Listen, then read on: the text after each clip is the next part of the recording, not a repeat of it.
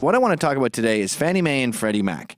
It looks to me like a Fidel Castro revolution grab where the government just took a mortgage company, screwed over all the investors, and said, I want all their money from now on, which you say is the biggest theft in the history of the planet Earth. It likely is the biggest theft in history. And whether the number is 80 billion or 130 billion, it's probably around $100 billion. But they stole a golden goose. Yeah. So there is no final number. It's going to make billions this year. Absolutely.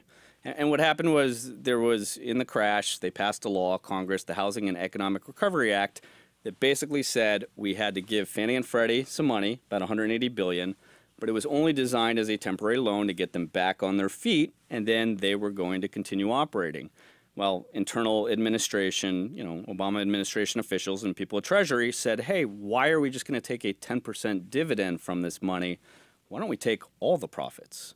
And that's what they ended up doing and kept them and basically wiped out the shareholders who were, again, guys like you and I who might have had it in our 401ks or investment portfolios, but they kept all the money, which, again, even mob loan sharks will give you a 30% interest rate in VIG, but they're not going to say, and I want all the profits from the business. Well, it was very clear that Fannie Mae and Freddie Mac were going to become very profitable. Right. So I bet a lot of us saw buy low, sell high, saw them at their bottom and poured a bunch of money in. Including and then Obama just severed it. Yep. Including one of the best value investors out there, Bruce Berkowitz, bought a very large stake in it, knowing that, hey, I could read the numbers. They're going to return to profitability, make money. It's a great investment.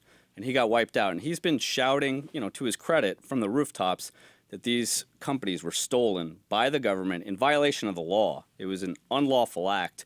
And now new documents have been released that the Obama administration invoked executive privilege on that show clearly that there were internal conversations where they knew they were going to return to profitability, and they came up with an alternative excuse to seize them, saying we had to protect shareholders and not shareholders, we had to protect the taxpayers.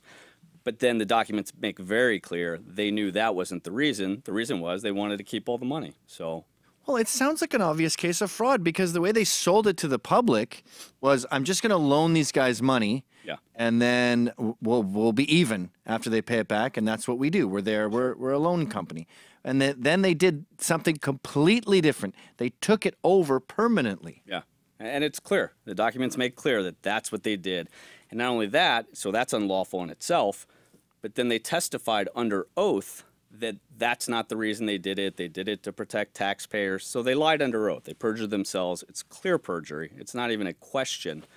So it'll be interesting to see if anybody actually gets indicted or investigated for this. Again, we talked earlier, if it was a different administration and a different political bent, this would be front page of every newspaper, front page of every television show.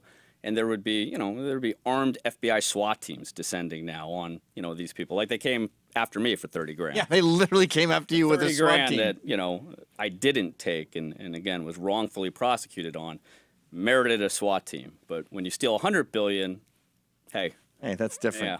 Well, the media is so inept that I doubt this story will get legs, and it should get legs. Call me old-fashioned, but if there's evidence of the largest theft in the history of mankind, it should maybe garner a little bit of ink. Thanks for checking out that video. I do a show that you got to pay for, subscribe to. It's called How's It Going, Eh? And I talk to interesting people about interesting stuff, and it's very serious and educational and political and smart.